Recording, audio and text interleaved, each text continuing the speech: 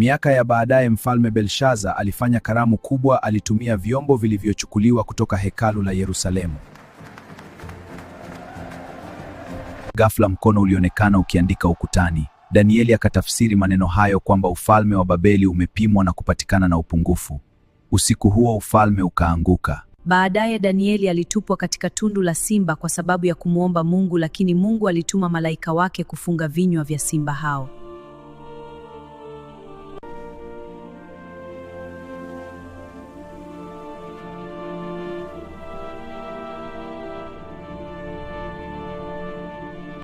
Danieli alipokea maono ya wanyama wane wakubwa wakitoka baharini. Waliwakilisha falme kubwa zitakazotawala dunia.